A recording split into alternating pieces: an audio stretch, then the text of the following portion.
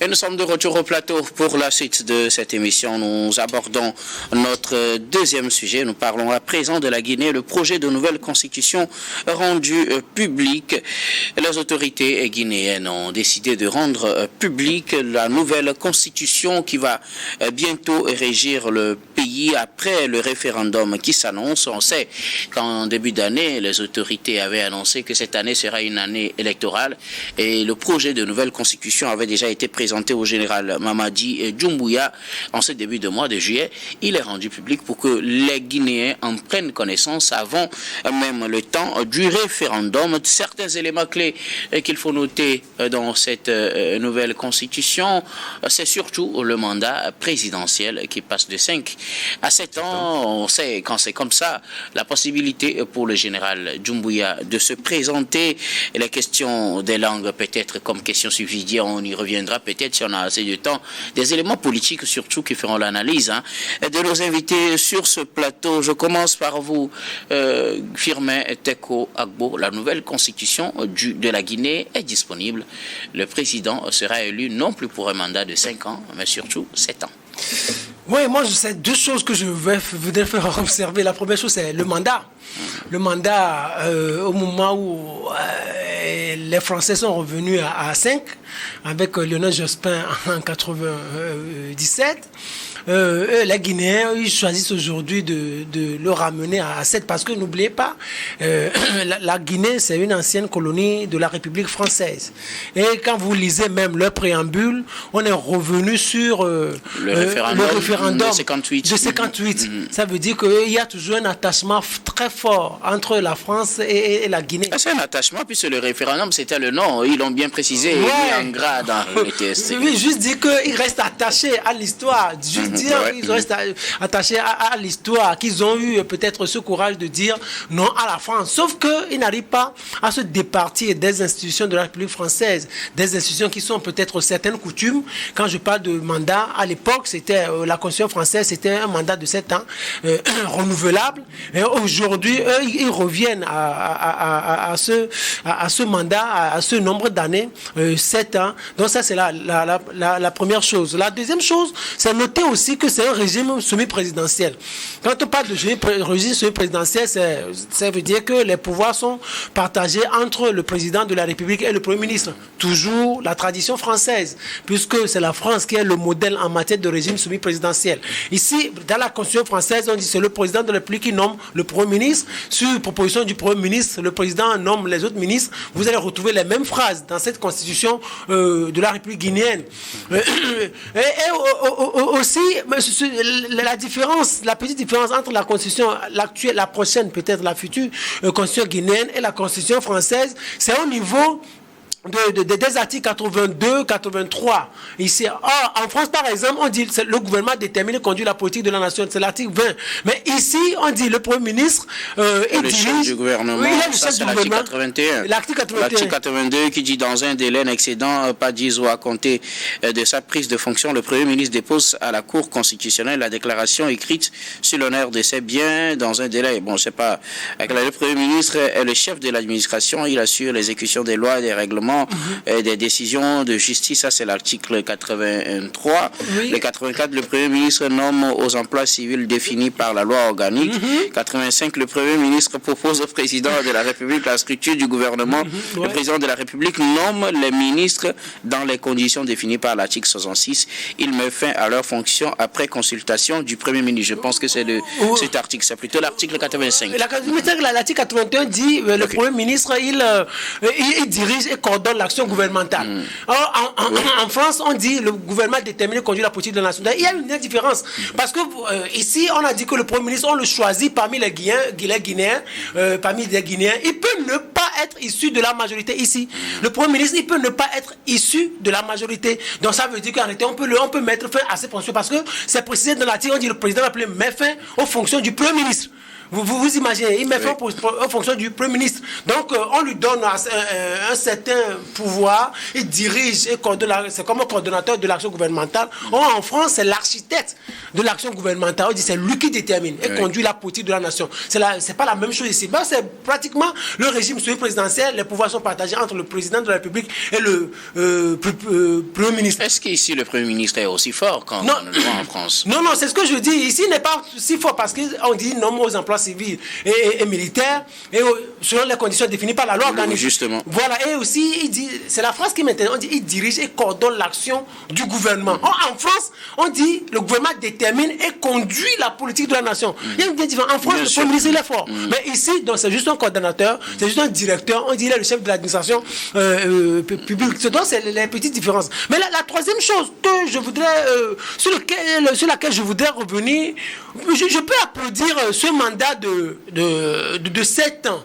Parce que vous faites 7 ans, fois 2, au moins vous arriverez à faire 14 ans à la tête du pays. Si vous avez une certaine ambition, si vous avez un certain projet que vous ne pouvez pas terminer en 10 ans, au moins les plus 4 là vont vous permettre d'arriver à le faire. Parce qu'aujourd'hui, on reproche à ces pays-là qui ont adopté les 5 ans. On dit souvent qu'on arrive à modifier la Constitution parce que les 5 ans n'arrivent pas à permettre au chef d'État de pouvoir bien affiner ou conduire à terme leur projet. Donc 5 ans fois 2, c'est juste 10 ans. Donc si on peut 14 ans à la tête d'un pays, je pense que Doumbouya, qui est en train de faire déjà 4 ans, 4 ans plus 14 ans, donc vous imaginez, il sera à 19 ans au pouvoir. Pour le moment, il faut attendre qu'il soit élu d'abord pour un mandat de 7 ans. C'est renouvelable une seule fois, donc peut-être il va être 14 élu. ans. Donc il a déjà fait 4 ans, donc plus 4 ans plus 14, moi je sais qu'il va gagner puisqu'il est fort, c'est un homme fort, il dirige le pays. Et il dit que le peuple guinéen l'aime, est avec lui, donc c'est normal que le peuple à l'avenir le choisisse dans les urnes comme le prochain président de la République de Guinée, démocratiquement et légitimement élu. Merci beaucoup à vous, Firmet Eko Agbo. Peut-être, si on a encore un peu de temps, on va revenir sur d'autres éléments de cette constitution. Pasteur Edo, la nouvelle constitution de la Guinée est rendue publique. Certains éléments clés à noter. Le mandat du président qui va à 7 ans au lieu de 5 ans. Un gouvernement qui est conduit par un premier ministre lui-même nommé par le président Firmin vient de donner les détails tout à l'heure concernant ce poste. On aura un parlement également bicaméral, comme on le dit, avec une assemblée nationale et un Sénat, l'Assemblée nationale avec des députés avec un mandat de 5 ans, mais les sénateurs auront un mandat de 6 ans et c'est eux qui vont s'occuper du pouvoir judiciaire. Quelques éléments clés de cette constitution que vous pourrez bien analyser avec nous. Bon, il faut peut-être saluer le fait qu'il y a une volonté désormais d'avoir une constitution pour la Guinée. Parce que quand il est venu au pouvoir, comme tout coup d'État, la constitution est supprimée. La constitution est supprimée et que on élabore une nouvelle constitution. Donc, c'est l'année dernière que la transition devait prendre fin. C'est en 2024 que la transition devait prendre fin. Ça n'a pas été le cas. Au début de cette année, le Premier ministre a dit justement que c'est une année électorale, donc il y aura le référendum et puis les élections législatives et puis certainement présidentielles à la fin de l'année. Bon, on ne doit pas parler des élections sénatoriales aujourd'hui, on voit qu'il y aura une chambre bicamérale, donc il y aura le Sénat et puis l'Assemblée nationale. La question que je me pose, pourquoi les pays africains veulent toujours imiter la France, avoir le Sénat, des pays qui sont immensement pauvres, des pays qui sont pauvres parlent du Sénat où c'est budgétivore. Pourquoi? Parce que quand Firmin parlait tout à l'heure, il parlait de la France, il faut plus faire de lien. Pour moi, il faut que nous-mêmes nous ayons notre propre constitution. Je suis d'accord. Que tout le temps, de nous référer à la France, et quand on le fait, c'est comme si... c'est devenu un modèle, plus seulement pour la France, mais pour le monde entier. Dans les années 1958, alors que la Guinée, c'est l'un des les premiers pays indépendants de l'espace francophone. Au même titre que le Ghana. Alors ce que tout à l'heure, Firmin disait quelque chose, je voulais revenir rapidement sur ça. Il parlait que les 5 ans ne suffisent pas. Pourtant, les gens font 4 ans à côté. Les gens font 4 ans à côté au Ghana. Et ils reviennent. Ils reviennent faire 8 ans. Mais certains même ne sont plus reconduits. Ils font 4 ans, mais ils s'en aillent, ils s'en vont, et puis ils sont fiers. Ils font 4 ans, ils s'en vont, ils sont fiers. Nous, on fait 5 ans, on fait 7 ans, on fait 14 ans, on fait 20 ans, mais on ne s'en va jamais. Nous, notre problème, c'est quoi, au fait? C'est ça. 4 ans, c'est bon. Aux États-Unis, la plus grande démocratie au monde, c'est 4 ans. Donald Trump avait fait comment? Avec 4 ans. Il est parti. Son successeur a fait 4 ans. Il est parti. Donc voilà, c'est ça la démocratie. Mais pourquoi nous copions très mal la démocratie? On veut la démocratie, mais on la copie tellement très mal. Et donc, dans ce qui... Quand vous voyez toute cette gymnastique en Guinée, c'est le fait... C'est-à-dire, la finalité, c'est d'élire le général Doumbouya. Ouais. Dans toutes ces gymnastiques-là, tout ce que vous venez de dire, dans toutes ces gymnastiques, comment faire pour que Doumbouya soit élu à la fin? Est-ce que si vous mesurez la Constitution... Alors que la charte des partis politiques... Alors que la charte des partis politiques avait quand même interdit oui, la candidature des de tous ceux qui font partie de la jeune, enfin, de coup d'État, des ministres, qui sont tous, donc, la charte leur interdisait d'être candidat. Jusque-là, la Constitution ne s'est pas prononcée sur cette affaire, mais on connaît la leçon, ou bien on connaît le slogan. C'est une nouvelle Constitution, la loi n'est pas organiser les élections pour les gagner. Vous savez que c'est ça le modèle en Afrique, dans les pays francophones. Vous organisez et puis vous gagnez. Ce n'est pas le cas du Sénégal et d'autres pays qui nous donnent toujours, qui nous font envier toujours, qui nous donnent de la joie, qui nous donnent de la fierté. Bon, donc pour la Guinée, comme je le disais, c'est une bonne chose, il faut en finir avec la transition, c'est tout à fait normal. La Guinée n'est pas comme les autres pays de l'AES où il y a le terrorisme. La Guinée n'est jamais attaquée par les terroristes et personne ne sait pourquoi, parce que c'est des pays frontaliers, personne ne sait, et on ne veut même pas que le champ des terroristes soit étendu. On veut que le champ des terroristes soit réduit. Donc, s'il n'y a pas de terrorisme en Guinée, c'est une bonne chose. Mais maintenant, la question de la Constitution, parce qu'on ne peut pas aller présenter la Constitution à Doumbouya et lui dire que lui il est exclu, qu'il n'est pas candidat avec tout son gouvernement. On dit qu'il n'est pas candidat. Il peut être aussi courageux. Non, il faut être courageux. Voilà, il faut être courageux. Pourquoi on vient me présenter une Constitution qui m'exclut facto à une élection présidentielle, alors que j'ai déjà pris goût. Alors, quand je prends tout ça, je joue une parenthèse pour dire que pour les pays de l'AES, je crois qu'on sait que quand on organise les élections, si on organise les élections au Niger, le général va passer. Quand on organise les élections au Mali, l'autre général va passer. Quand on organise au Burkina, parce que c'est eux qui sont au pouvoir, quand ils organisent, ils peuvent gagner. Ils ne le font pas. Parce qu'ils peuvent le faire. Comme vous criez, ils n'ont qu'à faire les élections. Ils peuvent faire les élections et gagner rapidement. Ça, qu'est-ce que je vous l'ai dit? Puis c'est eux qui sont au pouvoir. Ils ne le font pas. C'est la preuve qu'ils ne sont pas venus au fait pour les élections, mais ils sont venus pour un objectif bien précis. Ça, c'est très important à préciser. Donc, aujourd'hui, la Guinée va être dotée d'une constitution. C'est une bonne nouvelle. C'est une bonne nouvelle, même si on prend, parce que le Premier ministre deviendra certainement peut-être mannequin du président de la République, c'est ça. Il n'a pas tellement, les pouvoirs ne sont pas renforcés. Quand vous parlez de la France tout à l'heure, où le Premier ministre conduit et définit l'action du... C'est-à-dire, c'est la nation. Là, il y a la nation. Et ici, c'est juste, on vous confie certaines responsabilités en tant que Premier ministre. Et on met fin à votre fonction comme bon semble au président. Donc, et le président ne peut même pas, le Premier ministre ne peut être de la majorité du président.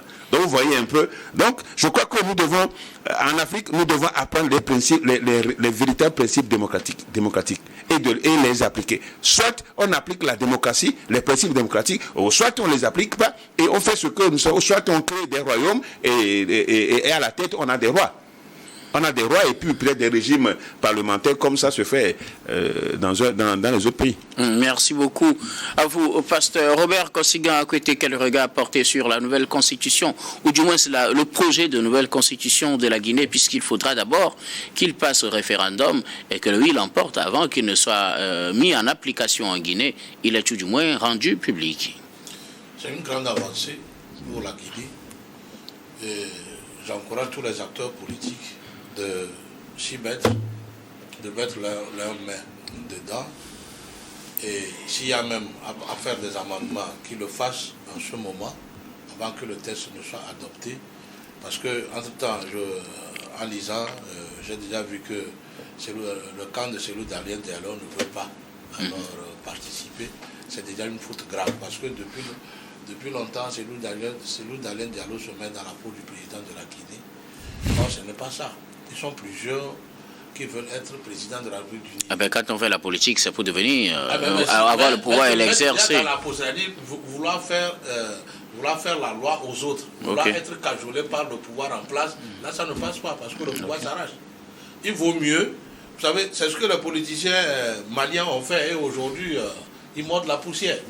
Il vaut mieux participer à la rédaction de cette constitution pour alors mettre aussi vos propositions et peut-être faire des amendements pour que voilà, ensemble, vous puissiez avoir une maîtresse qui va gouverner la Guinée sur une période donnée. Donc moi je pense quand même que ne pas participer et revenir crier à Haro que ce n'est pas bien fait, il y a ceci, il y a cela, et que appeler même à des manifestations contre cette constitution-là, ce n'est pas la peine, parce qu'il y a eu trop de morts en Guinée pour ce genre de manifestation. Maintenant, pour Doumbouya, c'est vrai que la charte lui avait refusé, ou la charte ne lui permettait pas d'aller aux élections.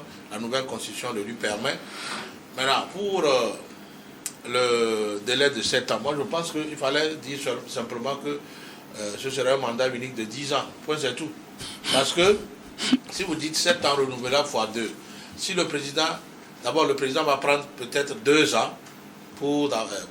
dans les 7 ans, pour s'asseoir et rentrer dans le vif du sujet. Et déjà à partir du 5 ans, il est déjà en campagne. Ce n'est plus la conduite des affaires comme cela se doit. Maintenant, si c'est 10 ans, mandat unique, le gars, dès qu'il prend le pouvoir, il sait qu'il a 10 ans, il va vite faire. Est-ce que ça aussi, ce n'est pas trop? Parce que Pasteur disait déjà que 5 ans, c'est déjà assez, donc ce n'est pas la peine d'aller à 7 ans, parce qu'il y a des gens qui font 4. Si vous voulez aller jusqu'à 10 ans, est-ce que ce n'est pas exagéré? Là, pourquoi je l'ai dit? Là, si c'est 10 ans, c'est mieux que 14 ans. 10 ans, ça fait le 4 5 fois 2. Voilà. Et là, le monsieur, il a 10 ans pour travailler. Et là, il serait forcé à s'attaquer aux maux réels du pays. Pourquoi ne pas faire peut-être 7 ans une seule fois ou 5 ans une seule fois, puisqu'il sait qu'il ne va pas revenir? C'est une très bonne proposition, ou 8 ans, mandat unique, point, c'est tout. Vous allez vous reposer. Vous préférez un mandat unique en fait? Pour moi, ce n'est pas la longévité au pouvoir qui permet au président de développer un pays ou de régler les problèmes des populations. Tu le sais bien? Non, ce n'est pas la longévité au pouvoir. Non, c'est par contre le président, sa volonté et sa vision sur le pays, sa vision. Oui. Sa vision lui permet alors de régler les problèmes et de projeter alors le pays sur la voie du développement. C'est ça en tout cas, pour moi, c'est ça. Donc, ce n'est pas la longévité au pouvoir qui permet à un président de développer ou de bien travailler pour sa population. C'est plutôt sa vision et sa conviction. C'est sa volonté de faire du changement, de changer les paradigmes du pouvoir, de changer les habitudes des populations et d'arriver tout le monde sur la voie du développement. C'est ça qui compte. Sinon, 14 ans, quelqu'un peut faire 14 ans et dire je ne vais pas partir, vous allez faire quoi? Ou tripatouiller encore la Constitution pour rester. Or, s'il a un mandat unique de 8 ans, il sait qu'il n'a rien à faire, il faut qu'il fasse vite pour alors s'attaquer aux réels problèmes du pays pour qu'on l'acclame. Et donc, il faudrait que ça rentre dans nos bonnes habitudes pour que voilà, on ne cherche pas à faire trop d'années à la tête d'un pays, mais qu'on ait un mandat réduit au cours desquels on va faire du bon travail pour que la population alors, soit à l'aise. Merci beaucoup, oui, Firmin. Moi, je voudrais encore dire deux petites choses. La première chose, c'est par rapport au mandat. Moi, je suis très d'accord avec le pasteur Edo lorsqu'il dit qu'il faut une constitution à l'africaine. Parce que je partage ça. C'est tout ça, je dis même par rapport à la constitution togolaise, la 5e République, il faut toujours la travailler pour pouvoir l'adapter à nos réalités. Mais par rapport au mandat, même les Occidentaux ne sont pas unanimes sur le nombre de mandats. C'est pour ça que d'aucuns ont choisi le régime parlementaire. Pourquoi? Parce que celui qui a peut-être l'effectivité du pouvoir, il vient avec mandat non limité. Vous êtes le Premier ministre, c'est vous qui avez l'effectivité du pouvoir. vous pouvez faire 2, 3, 4, 5, 10 mandats. Il suffit que votre parti remporte la majorité et vous êtes Premier ministre et vous pouvez faire 2, 3, 4, 5, 6, 7, 10 mandats. Angela Merkel avait fait jusqu'à 16 ans, elle avait la possibilité d'aller jusqu'à 20 ans. Il y a Tony Blair qui avait fait plus de 10 ans. Donc c'est parce que c'est le régime parlementaire, c'est le Premier ministre, c'est lui le chef du parti majoritaire, c'est lui qui dirige le pays. Donc le roi est quelque part et on laisse l'effectivité du pouvoir entre celui-là qui est le chef de la majorité. Et donc on lui donne assez de temps pour pouvoir conduire et contribuer au développement du pays avec sa vision. Aux États-Unis, on se dit bon, il faut 4 ans parce que c'est un État fédéral, il faut 4 ans pour permettre à tout le monde de venir. Bon, tu fais 4 ans et donc tu pars. Donc c'est des réalités au fait. Les Américains, ils ont tenu compte de leur réalité. Les Britanniques, ils ont tenu compte de leur réalité. Les Espagnols, ils ont tenu compte de leur réalité. Les Suédois, les Luxembourgeois, tout ça. Chacun tient compte de ces réalités. Et nous, moi, c'est pour ça que je dis, il faut qu'on revoie nos constitutions là. Par exemple, comment se pratiquait la démocratie dans l'Afrique primitive, ou dans l'Afrique précambrienne, ou dans l'Afrique comment on dit. Est-ce que ça ne va pas réouvrir un autre débat? Non, c'est pour ça, c'est parce que nous ne connaissons pas nos réalités. Parce que comment on vit? Pourquoi les gens changent de mandat? Pourquoi vous allez voir le gars, c'est un chantre de la démocratie, un chantre de la limitation des mandats. Il arrive au pouvoir, il cafouille tout, il change tout. Parce qu'en réalité, il y a quelque chose qui ne va pas. En tant qu'humain, peut-être il se dit, moi je ne peux pas peut-être faire 5 ans et puis partir. Ou il se dit, non, moi je ne peux pas laisser le pays comme ça, alors que j'ai encore d'autres projets pour le pays. Donc qu'est-ce qui se passe en fait? Moi c'est la question à laquelle je voudrais qu'on réfléchisse. Moi je vais vous raconter cette histoire-là. Malheureusement, le temps ne vous le permettra pas. Peut-être une autre occasion. Merci beaucoup, Firmin Pasteur. Une autre observation sur cette constitution? Non, mais sur cette constitution, moi je dis, tout ce que moi je peux dire aux Guinéens, c'est de doter le pays d'une constitution, des institutions de la République, pour que la Guinée puisse s'asseoir et que le développement puisse être amorcé pour ce pays. C'est ça qui est important. Parce que cette transition-là, ça dure et puis, bon, il y a trop de morts aussi, il y a trop de manifestations, il y a des morts, donc qu'on en aboutisse. Et que, bon, l'opposition certainement aura sa part, devait avoir sa part. Mais déjà, on a vu que le principal parti de l'opposition n'est pas partie prenante de cette constitution. Bon, tant pis pour lui, finalement. La Guinée aura une constitution qui va être soumise au référendum. Et donc, le pays aura une constitution.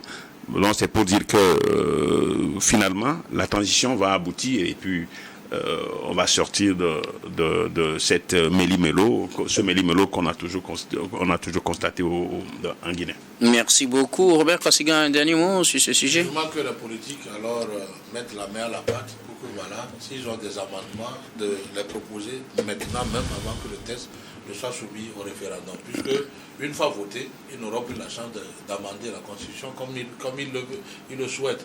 Et je n'ai même pas la peine de continuer par croire qu'après, nous allons appeler les gens sortis pour qu'il y ait des morts et que la communauté internationale fasse pression sur le pouvoir. Puisque c'est ce qui a toujours guidé alors l'idée, le principe des opposants guinéens à organiser des manifestations au cours desquelles il y aura beaucoup de morts pour que voilà, on puisse décrier le pouvoir en place, pour que voilà, on puisse leur permettre de prendre le pouvoir. Ça là, c'était ça. Il y a eu trop de morts, on ne veut plus de morts en Guinée. Revenez, lisez la Constitution. Il faudrait que voilà, tout le monde ait une copie de cette Constitution en Guinée, qu'on la traduise en leur langue vernaculaire pour que voilà, tous les citoyens puissent comprendre là où ils vont avec la loi mère et qu'une fois adoptée, voilà, la Guinée puisse décoller. Parce qu'on ne peut pas avoir de quoi fabriquer le téléphone portable, l'Android, le smartphone aujourd'hui, et que voilà, le pays ne dispose pas d'une seule usine qui produit ces téléphones. Merci beaucoup à vous tous pour vos contributions. Nous allons marquer la pause pour le journal, puis on reviendra tout à l'heure pour la suite de cette émission.